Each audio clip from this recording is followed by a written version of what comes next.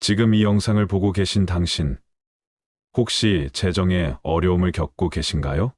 그리고 난 교회에도 열심히 다니고 하나님을 믿는데 왜 재정적 어려움에서 벗어나지 못하는 거지?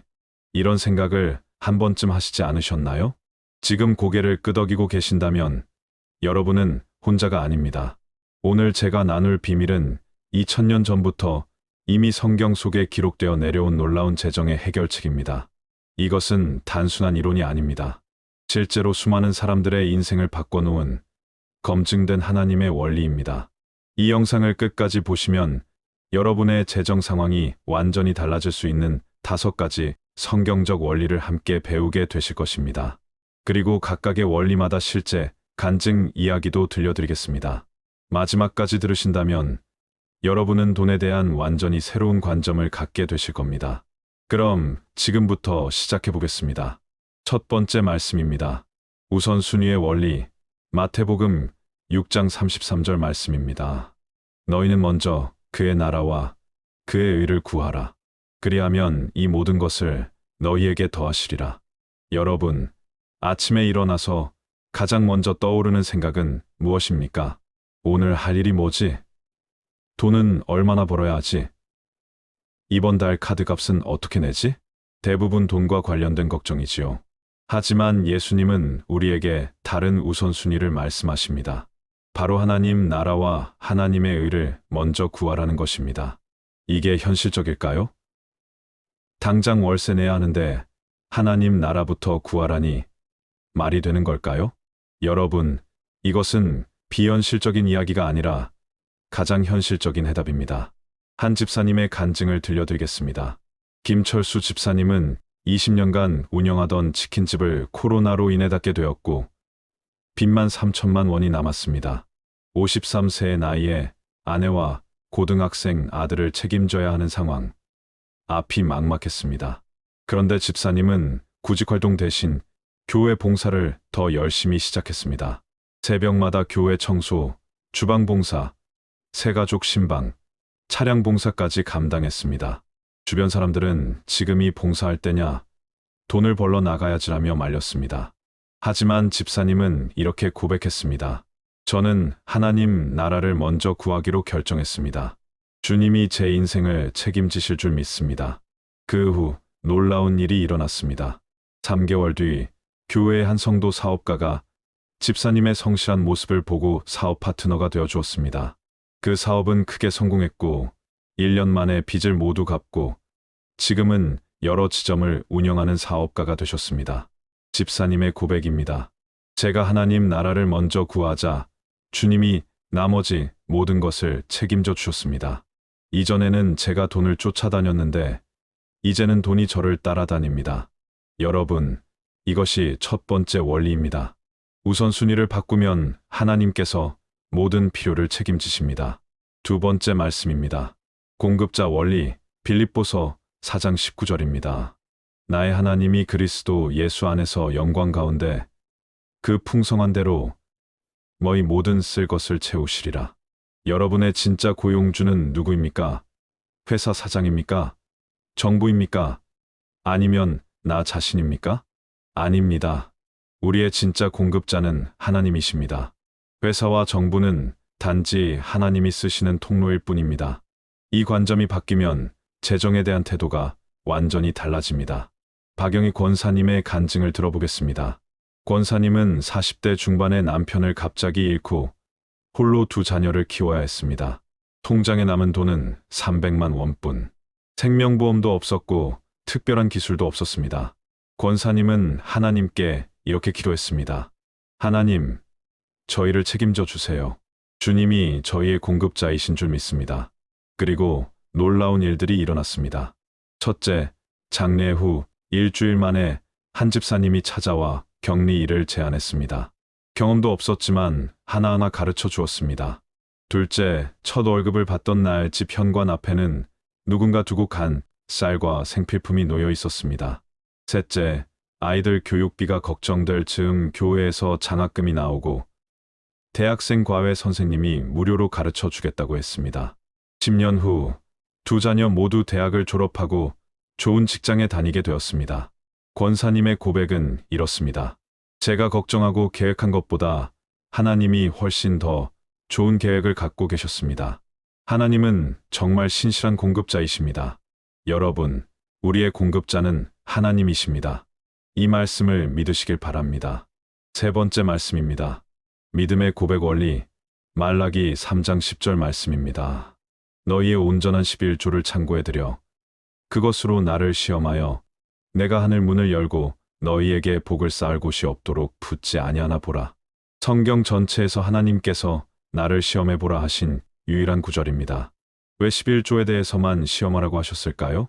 11조는 단순한 돈 문제가 아닙니다. 하나님께 대한 믿음의 고백입니다. 이미라 자매는 대학생 때 아르바이트로 월 80만 원을 벌며 8만 원을 11조로 드렸습니다. 친구들은 미쳤다. 그 돈이면 한 달 식비인데라고 했습니다. 그러나 자매는 이렇게 고백했습니다. 이 8만 원은 제 돈이 아니라 하나님 돈입니다. 하나님이 나머지로 저를 먹이실 줄 믿습니다.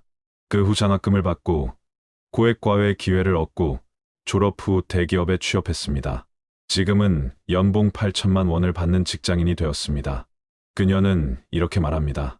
11조는 제가 드린 게 아니라 하나님이 제게 투자하게 하신 것이었습니다. 8만 원 투자해서 8천만 원 받는 투자가 어디 있습니까? 또 한 형제의 간증입니다. 치킨집을 운영하던 최영수 형제는 하루 매출 30만 원에서 3만 원을 11조로 드렸습니다. 아내는 반대했지만 그는 믿음으로 실천했습니다. 6개월 후 맛집으로 소문나 손님이 몰리고 하루 매출이 100만 원을 넘었습니다. 결국 2호점을 내고 지금은 50개 매장을 운영하는 프랜차이즈 대표가 되었습니다. 그의 고백입니다. 하나님은 약속을 지키시는 분입니다.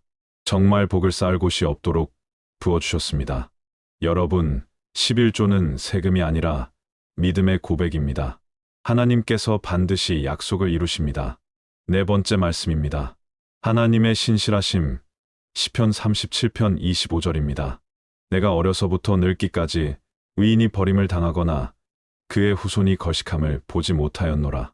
다윗은 가난한 목동 시절도 도망 다니던 시절도 전쟁과 역경도 다 겪었지만 결국 이렇게 고백했습니다. 하나님은 의인을 버리지 않으신다. 외환위기 때 박 권사님은 회사를 잃고 집이 경매에 넘어갈 위기에 놓였습니다. 그러나 교회 공동체가 힘을 모아 집을 지켜주었고 작은 회사에서 일자리를 얻었습니다. 자녀들도 장학금을 받아 공부를 이어갔습니다. 10년 후 그 회사가 크게 성장하면서 임원이 되셨습니다. 그의 고백은 이렇습니다. 가장 어려운 시기에 하나님의 사랑을 가장 깊이 경험했습니다. 또 다른 간증입니다. 이영희 집사님은 이혼 후 홀로 두 아이를 키우며 한 달 120만 원으로 생활했습니다.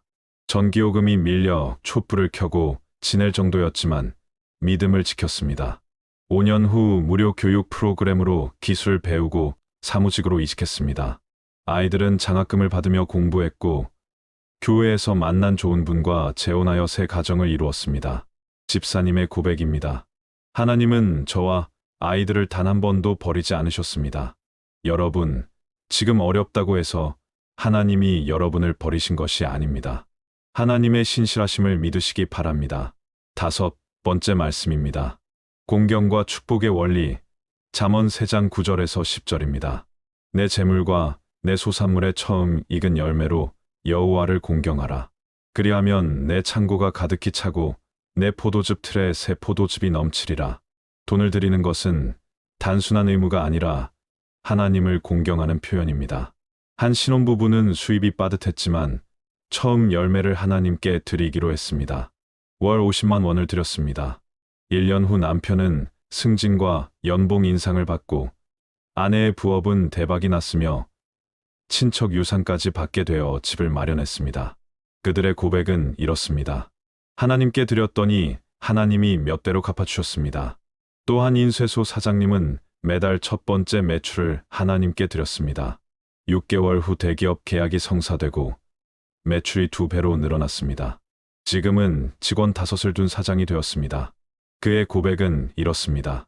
제가 하나님을 공경하자 하나님이 제 사업을 축복해 주셨습니다. 여러분, 하나님은 우리의 공경을 받으시기에 합당하신 분입니다. 이제 정리하겠습니다. 오늘 우리는 5가지 원리를 배웠습니다.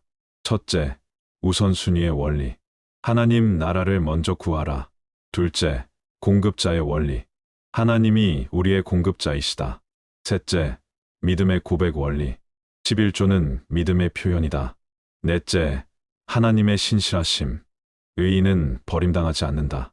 다섯째, 공경과 축복의 원리. 처음 열매로 하나님을 공경하라. 여러분, 이 모든 원리의 핵심은 돈이 아니라 하나님과의 관계입니다. 관계가 회복되면 재정도 회복됩니다. 마지막으로 도전합니다. 앞으로 30일 동안 이 5가지 원리를 실천해 보십시오.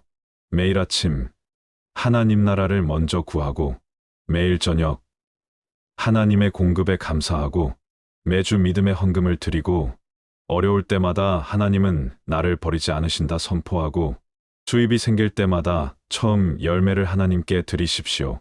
30일 후 여러분의 삶에 놀라운 변화가 일어나 있을 것입니다. 마지막으로 함께 기도하겠습니다.